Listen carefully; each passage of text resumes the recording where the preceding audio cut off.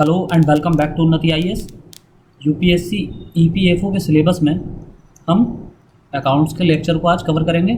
ये अकाउंट्स का हमारा 27वां लेक्चर है और आज के लेक्चर में हम अकाउंट्स एनसीईआरटी क्लास 12 का चैप्टर 4 स्टार्ट कर रहे हैं। इस चैप्टर 4 को भी हम 2 या 3 पार्ट में कवर करेंगे क्योंकि इसमें न्यूमेरिकल बहुत हैं और आज के लेक्चर में भी हम कुछ न्यूमेरिकल बहुत इंपॉर्टेंट न्यूमेरिकल हैं।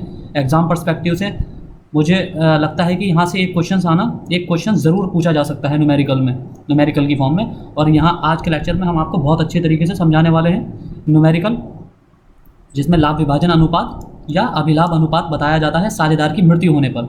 ये जो चैप्टर है चैप्टर 4, ये पुराने साझेदार की सेवानिवृत्ति या मृत्यु होने पर जो साझेदारों के बीच पुराने साझेदार जो होते हैं उनमें प्रॉफिट शेयरिंग रेशो किस अनुपात में बांटा जाता है या उसकी क्या कंडीशंस होती हैं, आज इस चैप्टर में हम देखने वाले हैं। इससे पिछला जो चैप्टर था, चैप्टर 3 जो हम कर रहे थे, जिसको हमने 4 पार्ट में कंप्लीट किया है, वो भी उसका टॉपिक सेम था, लेकिन उसमें क्या फ़र्क था? साझेदारी फर्म का पुनर्गठन, साझेदार का प्रवेश, उसमें था नया साझेदार का प्रवेश। लेकिन इस चैप्टर में हम देखेंगे साझेदार की सेवानिवृत्ति, रिटायरमेंट या मृत्यु, रिटायरमेंट और डेथ ऑफ अ पार्टनर। तो ऐसी कंडीशन में अमाउंट को किस तरह बांटा जाता है, डिवाइड किया जाता है।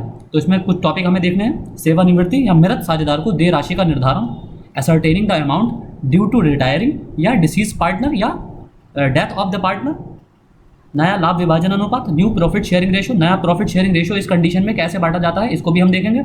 अभिलाभ अनुपात, गेनिंग रेशो, इन 3 टॉपिक को आज के लेक्चर में हम कवर करेंगे क्योंकि ये चैप्टर बहुत लंबा है और इसमें न्यूमेरिकल भी आपको समझने हैं। तो न्यूमेरिकल की दृष्टि से जो चैप्टर और इंपॉर्टेंट हो जाता है और यहाँ से एक न्यूमेरिकल ज़रूर पूछा जा सकता है।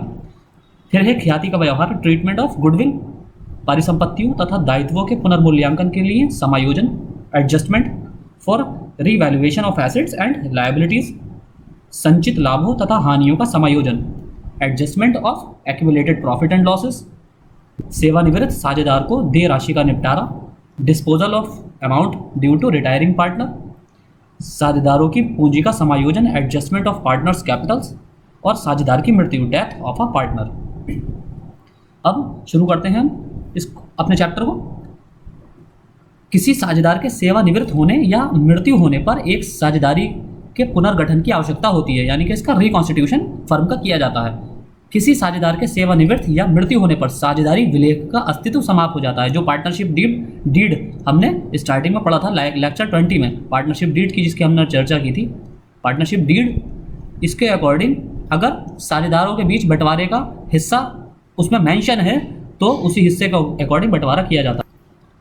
अगर साझेदारों के बीच बंटवारे का हिस्सा मेंशन नहीं है तो उसको बराबर भागों में बांट दिया जाता है, बिल्कुल एकदम बराबर डिवाइड कर दिया जाता है। और अगर मेंशन है पार्टनरशिप डीड में तो उसी के अकॉर्डिंग, डीड के ही अकॉर्डिंग हिस्सेदारों को हिस्सा दिया जाता है।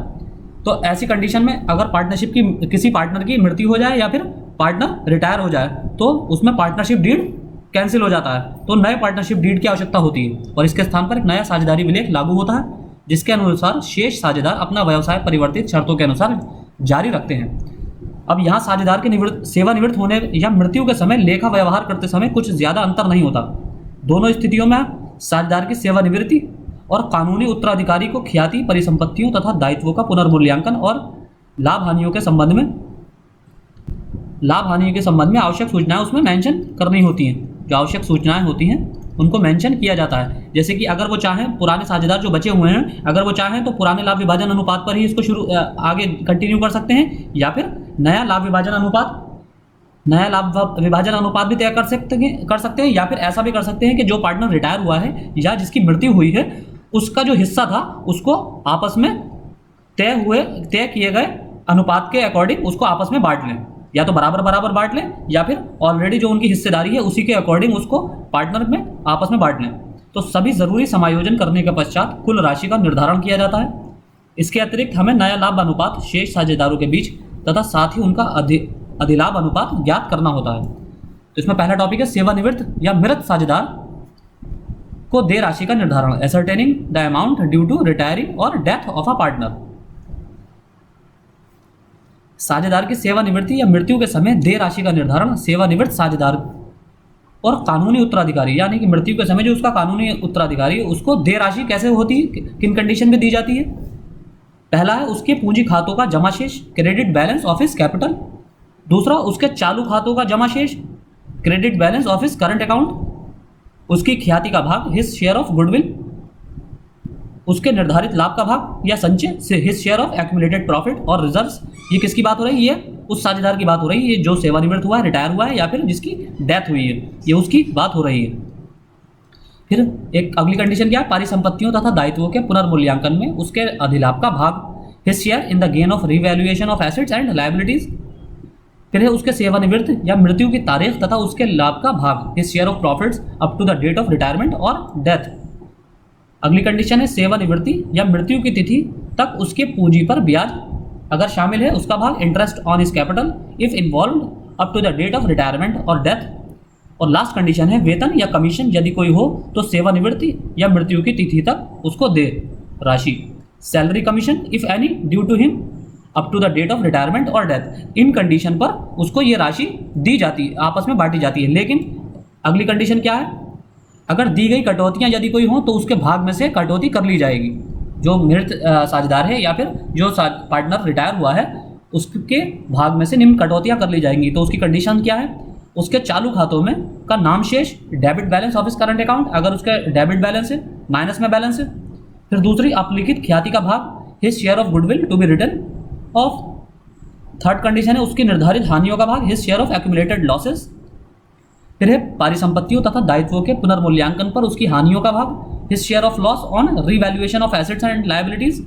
अभी हम सारे पे न्यूमेरिकल भी देखेंगे। सेवानिवृत्ति या मृत्यु की तिथि तक उसकी हानियों का भाग, his share of loss up to the date of retirement और डेथ। सेवानिवृत्ति या मृत्यु की तिथि तक उसके द्वारा आहरित राशि का भाग, his drawing up to the date of retirement और डेथ। आहरण पर ब्याज यदि शामिल है और सेवानिवृत्ति मृत्यु की तिथि तक, interest on drawings if involve up to the date of retirement और डेथ। एक कंडीशन इसमें क्या है? अतः जैसा कि साझेदार प्रवेश के समय उसी प्रकार साझेदार की सेवानिवृत्ति या मृत्यु के समय विभिन्न लेखाकरण पक्ष इस प्रकार होते हैं। नया लाभ अनुपात तथा अभिलाभ अनुपात का निर्धारण। ये लाभ अनुपात और अभिलाभ अनुपात दोनों में डिफरेंस होता है। यानी कि लाभ अनुपात वो होता है जैसे कि अगर तीन साझेदार हैं किसी फर्म में एक्स वाई जेड और उनको 1:2:3 के बीच में उनका प्रॉफिट शेयरिंग रेशो है इन तीनों का। लेकिन मान लीजिए इसमें से y निकल जाता है तो y का रेशो था 2, तो अब नया लाभ विभाजन अनुपात x और z के बीच में अगर 1:3 हो जाता है तो ये तो नया लाभ अनुपात है। लेकिन अभिलाभ अनुपात जो होगा वो ये होगा कि जो y का शेयर था दो हिस्से y का शेयर था वो दो हिस्से जो इनमें बटेगा आपस में। अगर मान लीजिए इसको भी इसी 1:1 दोनों में बांट लिया जाए, एक एक हिस्सा दोनों में x और z दोनों में दे दिया जाए तो इसके 2 हिस्से हो जाएंगे और इसके 4 हिस्से हो जाएंगे। तो इस तरह जो शेयर बांटा जाता है दोनों में तो ये अभिलाभ अनुपात हो जाएगा 1:1। अगर इस 2 हिस्से को x के इन दोनों में बराबर बांट दिया जाए तो 1:1 के रेशो में ही बढ़ जाएंगे। तो इस तरह जो ये लाभ जो इसका हिस्सा निकला है, जो रिटायर पार्टनर का जो हिस्सा निकला है वो अभिलाभ होता है। तो इन दोनों में फर्क होता है। तो ascertaining of new profit sharing ratio and gaining ratio, ख्याति का व्यवहार जिसे ट्रीटमेंट ऑफ गुडविल कहते हैं, परिसंपत्तियों तथा दायित्वों का पुनर्मूल्यांकन, revaluation of assets and liabilities. चौथा है लेखा ना की गई परिसंपत्तियों तथा दायित्वों के संबंध में समायोजन, adjustment in respect of unrecorded assets and liabilities. अगला है लाभ तथा हानियों का वितरण, distribution of accumulated profit and loss. सेवानिवृत्त मृत्यु की तिथि तक उसके लाभ तथा हानियों के भाग का निर्धारण, ascertainment of share of profit और loss up to the date of retirement और डेथ। सातवां है इसमें पूंजी का समायोजन यदि आवश्यक है, adjustment of capital if required. और लास्ट होता है इसमें सेवानिवृत्त या मृत्यु होने वाले साझेदार की देय राशि का निपटारा, settlement of amount due to retired और डिसीज्ड और डेथ ऑफ द पार्टनर। अगला टॉपिक हमारा इसमें नया लाभ विभाजन अनुपात, न्यू प्रॉफिट शेयरिंग रेशो। अब प्रॉफिट शेयरिंग रेशो किस तरह डिवाइड किया जाता है इसके हम एग्जांपल्स भी देखेंगे कुछ। नया लाभ विभाजन अनुपात एक ऐसा अनुपात है जिसके अनुसार शेष साझेदार किसी साझेदार के सेवानिवृत्त या मृत्यु के बाद भविष्य के लाभों का बंटवारा करेंगे। मान लीजिए एक्स, वाई और जेड ये 3 साझेदार हैं। अब इसमें से एक्स रिटायर हो जाता है तो ये वाई और जेड अब अपने लाभ का बंटवारा किस रेशो में करेंगे, इस रेशो को ही नया लाभ विभाजन अनुपात कहा जाता है।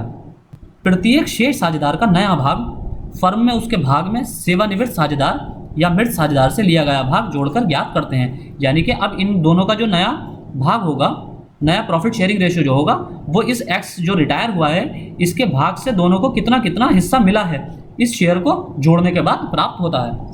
इसमें निम्न स्थितियां हो सकती हैं। पहली, विद्यमान साझेदार जो कि साझेदार बचे हुए हैं वाई और जेड, सेवानिवृत्त साझेदार या मृत साझेदार का भाग जो कि रिटायर हो गया है या मर गया है एक्स, इसका भाग पुराने लाभ विभाजन अनुपात में अधिग्रहित करेंगे और यहाँ उनके मध्य नए लाभ विभाजन अनुपात की गणना करने की कोई आवश्यकता नहीं है। अगर मान लीजिए एक्स वाई जेड ये तीनों 1:2:3 के रेशो में अपना लाभ विभाजन अनुपात करते हैं और मान लीजिए ये एक्स की डेथ हो गई या ये रिटायर हो गया, तो एक कंडीशन तो ये है कि ये वाई और जेड इसका जो एक हिस्सा है इसको इसी अनुपात में बांट लेंगे जिस अनुपात में इनका शेयर है। वाई और जेड का अनुपात क्या है शेयर का? 2:3। तो ये जो एक हिस्सा है इसको भी 2:3 के रेशो में ये बांट सकते हैं।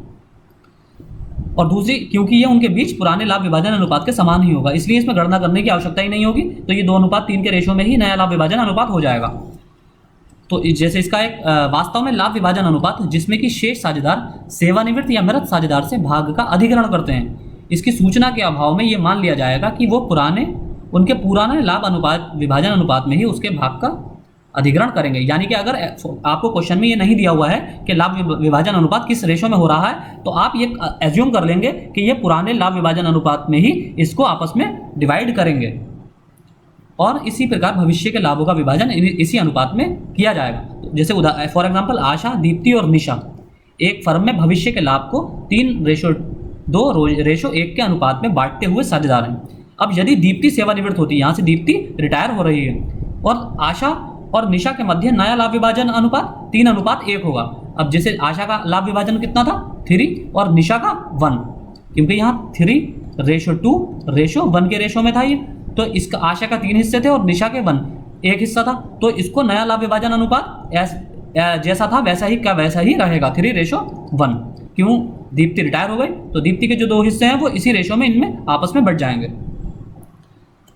अगली कंडीशन क्या हो सकती है इसमें? दूसरी, विद्यमान साझेदार या सेवानिवृत्त या मृत साझेदार के लाभ का भाग अपने पुराने लाभ अनुपात के अतिरिक्त अन्य अनुपात में भी अधिग्रहित कर सकते हैं। अब जरूरी नहीं है कि जो जैसे मान लीजिए कोई एक्स वाई और जेड ये 3 साझेदार हैं और ये प्रॉफिट शेयरिंग रेशियो का कितना 1:2 1:3। अब इसमें से मान लीजिए वाई रिटायर हो गया तो जरूरी नहीं है जो एक्स और जेड इनका आपस में रेशियो कितना है 1:3 एक्स और जेड का। अब ये जरूरी नहीं कि इसको इसी रेशो में इस भाग को बांटे, हो सकता है ये इसके लिए कोई अलग फॉर्मूला या अलग कंडीशन पर सहमत हो जाएं। तो ऐसी कंडीशन में क्या करेंगे? इस स्थिति में उनके मध्य नए लाभ विभाजन अनुपात की गणना करने की आवश्यकता नहीं है और यह क्रमशः उनके पुराने भाग और सेवानिवृत्त मृत साझेदार से अधिग्रहित किए गए भाग के योग के बराबर होगा। जैसे नवीन, सुरेश और तरुण ये लाभों का विभाजन 5:3:2 के अनुपात में करते हुए साझेदार हैं। अब सुरेश फर्म से सेवानिवृत्त होता है, यहाँ से सुरेश सेवानिवृत्त हो गया तथा उसका भाग नवीन तथा तरुण 2:1 के अनुपात में अधिग्रहित करते हैं। अब जैसे कि इसने जो सुरेश का जो भाग था वो नवीन और तरुण में 2:1 के अनुपात में बांट दिया जाता है। तो इस स्थिति में नया लाभ विभाजन अनुपात की गणना किस प्रकार की जाएगी? अब इसको देख लेते हैं। तो विद्यमान साझेदार का नया भाग बराबर पुराना भाग प्लस जाने वाले साझेदार से अधिग्रहित किया गया भाग, और अधिलाभ अनुपात कितना है 2:1। ये जैसे कि बताया गया क्वेश्चन में कि जो सुरेश रिटायर हो रहा है, जो रिटायरमेंट ले रहा है सुरेश, वो अपने इसके भाग का इसका जो हिस्सा है वो नवीन और तरुण कैसे डिवाइड कर रहा है 2:1 के रेशो में। तो इस कंडीशन में क्या करा जाएगा? नवीन द्वारा अधिग्रहित किया गया भाग 3/10 का 2/3। अब देखिए 3/10 कहाँ से आया? आपको ये पता होना चाहिए कि इसमें पुराना जो रेशो था तीनों का वो कितना दिया हुआ था। पुराना रेशो जो था तीनों का वो था 5:3:2, 5 3 8 और 2 10, यानी कि नवीन का हिस्सा कितना है 5/10। सुरेश का कितना था 3/10 और तरुण का कितना था 2/10। तो हमें सुरेश रिटायर हुआ है तो सुरेश का 3/10 हिस्सा था और इसके हिस्से को इन्होंने तरुण ने और नवीन ने 2:1 के रेशो में बांटा है। तो 3/10 का हिस्सा हमने नवीन द्वारा अधिग्रहित कितना किया गया 3/10 का 2/3 हिस्सा, क्योंकि 2:1 के रेशो में बांटा गया है और 2 हिस्से इसमें नवीन के हैं और 1 हिस्सा सुरेश को मिला है। तो 3/10 का 2/3, 3/10 इंटू ये 2/3 इंटू 3/10 बराबर 2/10। इसको सॉल्व कर लेंगे तो आपका कितना आ जाएगा 2/10।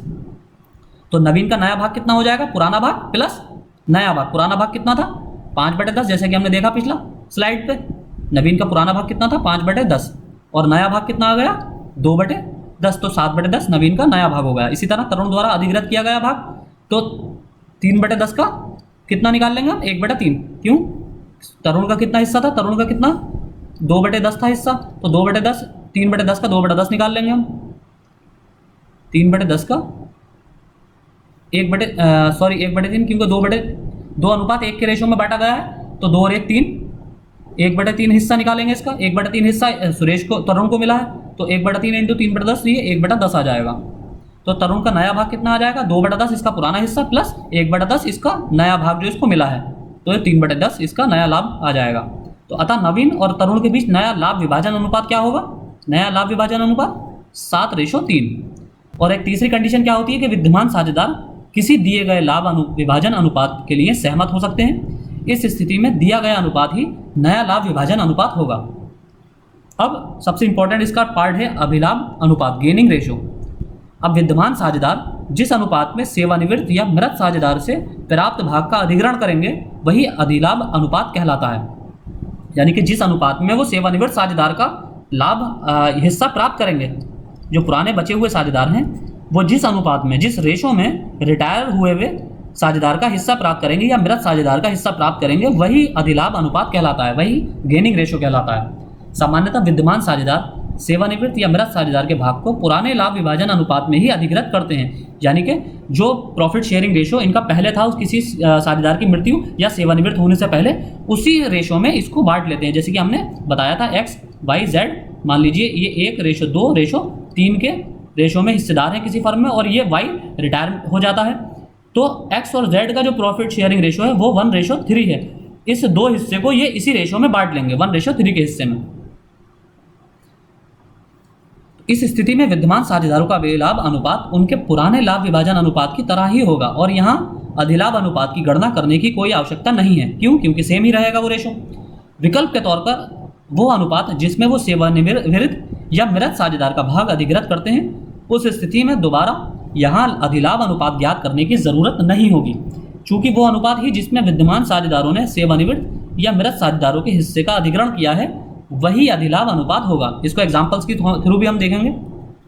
प्राथमिक रूप से लाभ प्राप्ति अनुपात की गणना करने की समस्या वहां उत्पन्न होती है जहां पर विद्यमान साझेदारों को का नया लाभ विभाजन अनुपात दिया होता है, और इस प्रकार की स्थिति में अधिलाभ अनुपात की गणना विद्यमान साझेदारों के पुराने हिस्से को उसके नए हिस्से में से घटाकर की जाएगी, अर्थात नए लाभ के भाग को पुराने लाभ के भाग में से घटाकर की जाती है। जब नया लाभ जो आएगा, नया लाभ में से आप पुराना लाभ घटा देंगे, पुराना प्रॉफिट शेयरिंग रेशो घटा देंगे, तो ये जो एक्स्ट्रा जो अमाउंट निकल कर आएगी वही अधिलाभ होगा, अधिलाभ आपका अनुपात आ जाएगा। जैसे अमित, दिनेश और गगन, इनका लाभ विभाजन अनुपात कितना है? 5:3। अमित, दिनेश और गगन 5:3:2। दिनेश सेवानिवृत्त हो जाता है, यहाँ से दिनेश सेवानिवृत्त हो गया। अमित और गगन नए फर्म के लाभ को 3:2 के अनुपात में बांटते हैं। अब ये जो नया फर्म का अनुपात होगा, इसको ये 3:2 के अनुपात में बांट रहे हैं। तो अधिलाभ अनुपात की गणना किस प्रकार होगी ऐसी कंडीशन में? क्योंकि यहाँ प्रॉफिट शेयरिंग रेशो उन्होंने चेंज कर लिया है। अमित का अधिलाभ अनुपात कितना होगा? 3/5। 3/5 कैसा आया? क्यों? क्योंकि इन्होंने नया प्रॉफिट शेयरिंग रेशो कितना है? 3:2। तो ये अमित का हिस्सा कितना हो जाएगा? 3/5। और गगन का हिस्सा कितना हो जाएगा? 2/5, क्योंकि 3 और 2 5, 2/5 गगन का हिस्सा और अमित का हिस्सा 3/5। तो 3/5 माइनस 5/10 नया पुराना लाभ, नए लाभ में से पुराना लाभ घटा लेंगे। नया लाभ कितना आया? 3/5 गगन का, और पुराना लाभ कितना था इसका गगन का? 5 3 8 2 10, तो 5/10। तो नए लाभ में से 3/5 में से पुराना लाभ 5/10 हम माइनस कर लेंगे, तो कितना आएगा? सॉल्व कर लेंगे इसको एलसीएम निकाल कर, यह आएगा 1/10। 1/10 इसका अमित का अभिलाभ अनुपात आ गया। इसी तरह गगन का अभिलाभ अनुपात कितना आएगा? पुराना लाभ, नया लाभ, इसका नया लाभ कितना है? नया लाभ ही 2/5, और पुराना लाभ कितना था गगन का? 2/10। 5 3 8 और 2 10, 2/10। तो 2/5 में से 2/10 माइनस कर लेंगे, तो ये कितना आएगा आपका? ये आपका 2/10 आ जाएगा। तो इस तरह अमित और गगन का अभिलाभ अनुपात कितना आया? 1:2, 1:2। और ये प्रदर्शित करता है कि अमित का लाभ 1/3 भाग, अमित लाभ का 1/3 भाग प्राप्त कर रहा है, और दिनेश लाभ का 2/3 भाग प्राप्त कर रहा है। क्योंकि यहाँ 3 हिस्से हैं, 2 और 1 3 हिस्से हैं, जिसमें से एक हिस्सा अमित को मिल रहा है तो 1/3 भाग, और 2 हिस्से दिनेश को मिल रहा है तो ये 2/3 भाग प्राप्त कर रहा है। तो विद्यमान साझेदारों का लाभ में हिस्सा इक्वल टू नया हिस्सा माइनस पुराना हिस्सा। अगला एक इसको एग्जाम्पल के थ्रू देखते हैं। पहला एग्जाम्पल है हमारा मधु, नेहा और टीना, लाभ का भाग, ये से मधु, नेहा और टीना, इनमें लाभ का भाग कितना है 5:3:2। अब नए अनुपात में नए लाभ अनुपात तथा अभिलाभ अनुपात की गणना इसमें करनी है। तो ये क्योंकि इसमें हमें नया प्रॉफिट शेयरिंग रेशो किस कंडीशन में बढ़ना है वो दिया हुआ नहीं है, तो हम इसको इसी फॉर्म में कंसिडर करेंगे। अब इसमें पहली कंडीशन दी हुई है कि मधु सेवानिवृत्त होती है। जब मधु सेवानिवृत्त हो रही है, यानी कि ये सेवानिवृत्त हो रही है मधु, तो इसके ये हिस्सा 5वां हिस्सा ये तो हट गया। तो ये नेहा और जो टीना का लाभ है वो 3:2 है। तो इनका प्रॉफिट शेयरिंग रेशो भी, नया प्रॉफिट शेयरिंग रेशो भी यही रहेगा, और इसके 5 जो हिस्से हैं उसको भी इसी प्रॉफिट शेयरिंग रेशो में बांटेंगे 3:2 के हिस्से में। अब दूसरी कंडीशन है यदि नेहा सेवानिवृत्त होती है, तो नेहा सेवानिवृत्त हो रही है तो ये हिस्सा कट गया इसका। तो अब मधु और टीना का कितना है 5:2। तो नया प्रॉफिट शेयरिंग रेशो मधु और टीना के बीच कैसा होगा, वो भी 5:2 के रूप में होगा। इसी तरह तीसरी कंडीशन क्या है, यदि टीना सेवानिवृत्त हो रही है, जब टीना सेवानिवृत्त हो रही है तो टीना का हिस्सा कितना था 2 हिस्से थे, तो मधु और नेहा का कितना बचा 5:3। तो ये नया प्रॉफिट शेयरिंग इनका रेशो 5:3 ही रहेगा। तो क्योंकि इसमें कंडीशन दी हुई नहीं है नए प्रॉफिट शेयरिंग रेशो की, तो हम उसको जैसा था वैसा ही कंसिडर कर लेंगे। एक एग्जांपल और देखते हैं। अलका, हरप्रीत तथा श्रेया लाभ को 3:2:1 के अनुपात में बांटते हैं। अलका, हरप्रीत और श्रेया, इनका प्रॉफिट शेयरिंग रेशो कितना है 3:2:1। अब अलका सेवानिवृत्त हो जाती है, अब अलका यहाँ से सेवानिवृत्त हो गई। अब इसका भाग इसको बहुत ध्यान से पढ़ना क्वेश्चन को आपको। अलका सेवानिवृत्त होती है तथा उसका भाग, यानी कि अलका का जो भाग है, यानी कि 3 हिस्से जो अलका के हैं, वो हरप्रीत तथा श्रेया द्वारा 3:2 के अनुपात में लिया जाता है। अलका के जो 3 हिस्से हैं इसको बचे हुए हरप्रीत और श्रेया किस अनुपात में बांटते हैं 3:2 के अनुपात में बांटते हैं इस 3 हिस्से को। यहाँ पूरे हिस्से की बात नहीं हो रही है, टोटल हिस्से की बात नहीं हो रही है, केवल अलका के हिस्से की बात हो रही है। अलका के हिस्से को ये 3:2 के अनुपात में बांटते हैं। अब नया लाभ विभाजन अनुपात निकालना है। तो अभिलाभ अनुपात हरप्रीत तथा श्रेया का कितना है, हरप्रीत और श्रेया का अभिलाभ अनुपात कितना है 3:2। हरप्रीत यानी कि जो इनको प्रॉफिट शेयरिंग रेशो जो गेनिंग रेशो मिल रहा है, क्योंकि अलका का जो हिस्सा मिल रहा है वो उस हिस्से को किस अनुपात में बांट रहा है 3:2। ये 3:2 को किसको मिल रहा है, हरप्रीत को 3 हिस्से मिल रहा है और श्रेया को 2 हिस्से। अब यानी कि हरप्रीत का हिस्सा हो गया 3/5 और श्रेया का 2/5। 3:2 यानी कि 3/5 और 2/5 भी लिख सकते हैं हम इसको। अब अलका, हरप्रीत तथा श्रेया का पुराना लाभ विभाजन अनुपात कितना था 3:2:1। अब 3, 2, 5 और 1, 6, यानी कि अलका का हिस्सा कितना था 3/6, हरप्रीत का कितना था 2/6 और श्रेया का कितना था 1/6। अब हरप्रीत के द्वारा अधिग्रहित किया गया भाग, हरप्रीत ने कितना भाग अधिग्रहित किया है 3/6 का 3/5 हिस्सा। क्योंकि जो अलका का हिस्सा था उसका 3/5 हिस्सा हरप्रीत को मिला है और 2/5 हिस्सा श्रेया को मिला है। क्योंकि 3:2 के अनुपात में इन्होंने अलका के हिस्से को बांटा है। तो हरप्रीत के द्वारा अधिग्रहित किया गया हिस्सा जो कितना है 3/6 का भाग। 3/6 इसलिए निकालेंगे क्योंकि हमें अलका के हिस्से को डिवाइड करना है। अलका के हिस्से का 3/6 भाग का 3/5 हिस्सा हरप्रीत को मिला है, यानी कि 3/6 इंटू 3/5 बराबर कितना होगा 9/30। इसी तरह श्रेया द्वारा अधिग्रहित, श्रेया को अलका के हिस्से का 2/5 भाग मिला है। अलका का हिस्सा कितना था 3/6 और इसको मिला कितना है 2/5 भाग। तो ये कितना हो जाएगा 6/30। 6/30। आगे देखते हैं। अब नया भाग बराबर पुराना भाग प्लस अधिग्रहित किया गया भाग। हरप्रीत का नया भाग कितना होगा 2/6 पुराना हिस्सा प्लस 9/30 नया हिस्सा, तो ये 19/30। इसी तरह अब आप पहले देख भी सकते हैं कि हरप्रीत का पुराना भाग कितना था 3, 2, 5 और 1, 6। हरप्रीत का कितना था जैसे अलका का 3/6, हरप्रीत का 2/6 और ये श्रेया का 1/6, जैसे कि यहाँ दिया भी हुआ है। तो हरप्रीत का 2/6 प्लस नया भाग कितना आया 9/30, तो 19/30 आ जाएगा। इसको आप सॉल्व कर लेंगे 2/6 प्लस 9/30, इसका एलसीएम लेकर आप सॉल्व कर सकते हैं बहुत ईजी। 5, 6, 5, 30, 5 दूनी 10 प्लस 9, 19/30। इसी तरह श्रेया का नया भाग 1/6 प्लस पुराना नया अधिग्रहित किया गया भाग 6/30, कितना आ जाएगा ये, इसको भी एलसीएम निकाल लेंगे आप। 5 प्लस 6 यानी कि 11/30। तो हरप्रीत तथा श्रेया का नया लाभ विभाजन अनुपात 19:11। 19:11। एक अगला एग्जाम्पल देखते हैं, ये अलग है इससे। मुरली, नवीन तथा ओम प्रकाश लाभ को 3/8, 1/2 और 1/8 अनुपात के में बांटते हुए साझेदार हैं। यानी कि मुरली है, ये नवीन और ओम प्रकाश, इनका किसी फर्म की साझेदारी में लाभ विभाजन अनुपात कितना है? मुरली का है हिस्से 3/8, नवीन का है 1/2 और ओम प्रकाश का कितना है? 1/8 भाग इनका हिस्सेदारी है। अब मुरली सेवानिवृत्त होता है, ये सेवानिवृत्त हो जाता है मुरली, ये अपने हिस्से को, यानी कि देखिए आप इसको ध्यान से पढ़िए स्टेटमेंट को, मुरली सेवानिवृत्त होता है तथा अपने हिस्से का 2/3 भाग, यानी कि ये अपने हिस्से का 3/8वें हिस्से का 2/3 भाग किसको दे देता है? नवीन को। और तथा एक शेष भाग, अब शेष भाग कितना बचेगा? 2/3 निकाल देंगे तो 1/3 बचेगा, और 3/8 भाग का 1/3 भाग किसको दे देता है? ओम प्रकाश को समर्पित करता है। तो शेष साझेदारों के नए लाभ विभाजन अनुपात तथा अभिलाभ अनुपात, यानी कि अब हमें नया लाभ विभाजन अनुपात भी निकालना है और अधिलाभ अनुपात भी निकालना है, यानी कि गेनिंग रेशियो भी निकालना है। तो नवीन का पुराना भाग कितना था? पुराना भाग आप निकाल सकते हैं 1/2 भाग, और ओम प्रकाश का पुराना भाग कितना है? 1/8 भाग। आगे देखते हैं इसमें, मुरली द्वारा नवीन को दिया गया भाग कितना है? 3/8, 3/8 का 2/3 हिस्सा इसने अपना नवीन को दिया है। तो 3/8 का 3/8 इंटू 2/3, अगर हम इसको निकालेंगे कितना आएगा? ये 6/24, 6/24 आएगा, जिसको आप 2/8 भी लिख सकते हैं, 6/24, या फिर 2/8, 3 दूनी 6, 3 अट्ठे 24, 2/8 आ जाएगा। इसी तरह मुरली को कितना दिया है? मुरली द्वारा ओम प्रकाश को कितना दिया गया है? 1/3 भाग। तो 3/8 का 1/3 भाग निकाल लेंगे हम, तो 1/24, तो सॉरी 3/24, यानी कि इसको हम 1/8 भी लिख सकते हैं। यानी कि ओम प्रकाश ने मुरली जो रिटायर हुआ है उसने अपना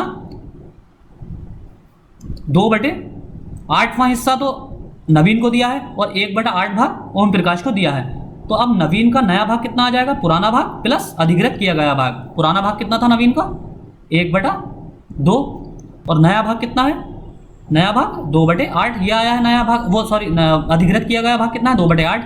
तो 1/2 को और 2/8 को जोड़ लेंगे, कितना आ जाएगा आपका? 4 + 2, 6/8, यानी कि इसको 3/4 भी लिख सकते हैं हम। इसी तरह ओम प्रकाश का नया भाग कितना आ जाएगा?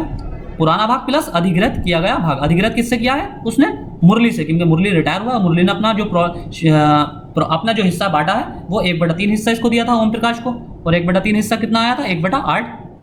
तो 1/8 उसका ऑलरेडी, ओम प्रकाश का पुराना हिस्सा भी 1/8 था, और इसको जो अधिग्रहित किया गया भाग है वो भी 1/8 है। तो ये कितना आ जाएगा? 2/8, यानी कि 1/4। अब नया लाभ विभाजन अनुपात कितना हो जाएगा?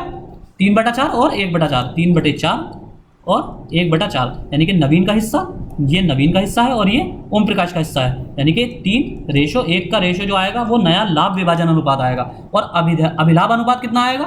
ये अभिलाभ अनुपात आया था 2/8, ये नवीन का था, और ओम प्रकाश का कितना था? 1/8, यानी कि 2:1।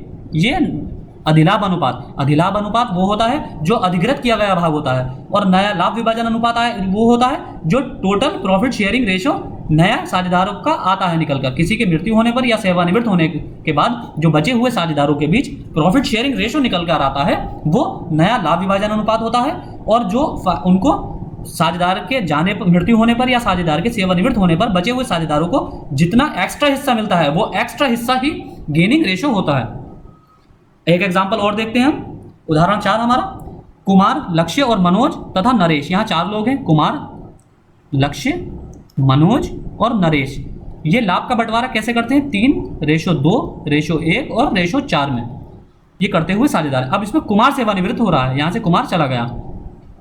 अब ये तथा उसके भाग को लक्ष्य तथा मनोज द्वारा, अब ये कुमार का जो भाग है उसके भाग को लक्ष्य और मनोज द्वारा 3:2 में, यानी कि इसके हिस्से को, 3 हिस्से को कैसे बांटा जाता है? मनोज और लक्ष्य और मनोज में, लक्ष्य और मनोज में 3:2 के अनुपात में बांटा जा रहा है। यानी कि यहाँ नरेश को कोई हिस्सा नहीं मिल रहा है, नरेश को कोई हिस्सा नहीं मिलेगा, इसमें सिर्फ लक्ष्य और मनोज को ही हिस्सा बांटा जा रहा है। तो अब लक्ष्य का पुराना भाग कितना है? 2/10, जैसे कि आप जो देख सकते हैं 3 रेशियोज के, 3:2:1:4, 3 2 5, 5 और 1 6, 6 4 10। तो लक्ष्य का हिस्सा कितना है? 2/10 भाग। मनोज का कितना है 1/10 भाग, नरेश का कितना है 4/10 भाग। तो ये इजीली निकल जाएगा। तो फिर इसमें आगे कैसे सॉल्व करेंगे? अब कुमार का भाग लक्ष्य तथा मनोज में 3:2 के अनुपात में बांटा जाता है। अतः तो लक्ष्य को, कुमार का भाग लक्ष्य को कितना मिल रहा है 3/5 भाग, और मनोज को कितना मिल रहा है 2/5 भाग। तो लक्ष्य द्वारा कुमार से अधिग्रहित किया गया भाग 3/10 का 3/5। तो 3/10 का 3/5 कहाँ से आया? क्योंकि कुमार का पहले हिस्सा कितना था 3/10 भाग। अब 3/10 में से 3/5 हिस्सा लक्ष्य को मिल रहा है। देखिए 3 2 5 होगा, तो 3/5, और ये मनोज को कितना मिल रहा है 2/5। तो कुमार के 3/10 जो हिस्से थे उसमें से 3/5 भाग किसको मिल जाएगा? लक्ष्य को, और 2/5 भाग मनोज को मिल जाएगा। तो इसको सॉल्व कर लेंगे। तो लक्ष्य द्वारा कुमार से अधिग्रहित किया गया भाग 3/10 का 3/5 भाग, 3/10 इंटू 3/5 कितना आ जाएगा ये आपका 9/50। इसी तरह मनोज द्वारा कुमार से अधिग्रहित किया गया भाग 3/10 का 2/5 भाग, क्योंकि 2 हिस्से मनोज को मिल रहा है 2/5 भाग, तो ये 6/50। अब लक्ष्य का नया भाग, पुराना भाग प्लस अधिग्रहित किया गया भाग। पुराना भाग कितना था उसका? पुराना भाग लक्ष्य का कितना था 2/10, ये 2/10 था, और अधिग्रहित कितना किया है उसने 9/50। तो 2/10 में 9/50 जोड़ लेंगे आप, तो कितना आ जाएगा ये 5 दूनी 10 प्लस 9 19/50। ये 19/50 लक्ष्य का नया भाग आ गया। इसी तरह मनोज का नया भाग कितना आएगा? मनोज का पुराना हिस्सा कितना था? ये मनोज का पुराना हिस्सा 1/10 भाग, 1/10 में, और इसको अधिग्रहित कितना किया है इसने 6/50। तो 1/10 प्लस 6/50, इसको सॉल्व कर लेंगे अब एलसीएम निकाल के। 5 प्लस 6 यानी कि 11/50 आ जाएगा इसका नया हिस्सा। मनोज का नया भाग कितना आ गया 11/50। अब नरेश को, क्योंकि नरेश को हमने देखा था इसको कुछ नहीं मिला है, तो इसका 4/10 का 4/10 ही रहेगा।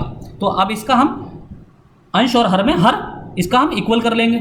इसका हर इक्वल करने के लिए हम क्या करेंगे इसको, क्योंकि यहाँ 5 से मल्टीप्लाई हो रही है, ये 50 यहाँ 10 है, तो यहाँ 5 से मल्टीप्लाई अंश और हर में, यानी कि न्यूमरेटर और डिनोमिनेटर में हम 5 से मल्टीप्लाई कर देंगे। 5 चौक 20 और 20/5 धाम 10, 10 पंजे 50, 10 पंजे 50, तो 20/50 नरेश का हिस्सा है, क्योंकि नरेश को कुमार द्वारा कुछ नहीं दिया गया, अतः उसका भाग अपरिवर्तित रहेगा, यानी कि उसका भाग कितना था 4/10। तो 4/10 को हम 20/50 भी लिख सकते हैं। अब जो इनका नया लाभ विभाजन अनुपात आया है वो कितना है 19/50 लक्ष्य का, और नरेश का कितना है, वो मनोज का कितना है 11/50, और नरेश का कितना है 20/50। तो यानी कितना हो गया 19:11:20। ये नया लाभ विभाजन अनुपात आया है। अधिलाभ अनुपात कितना है? अधिलाभ अनुपात हमने कैसे निकाला था? जो अधिग्रहित किया गया भाग था, यानी कि एक के रिटायरमेंट होने पर जो बचे हुए हिस्सेदारों को जो एक्स्ट्रा जो शेयर मिलता है वो ही अधिलाभ अनुपात होता है, यानी कि वही गेनिंग रेशियो होता है। वो कितना था 9/50 और 6/50, यानी कि 9:6, जिसको हम क्या लिख सकते हैं, अगर हम इसको 3 से डिवाइड कर दें, 3 3 9, 3 दूनी 6, क्योंकि ये 2 ही लोगों में बटा था, मनोज लक्ष्य और मनोज में, इसलिए नरेश का कोई हिस्सा नहीं था, तो नरेश का 0 आ जाएगा। ठीक है, तो ये इस तरह सॉल्व होगा। एक एग्जाम्पल, लास्ट एग्जाम्पल और देख लेते हैं।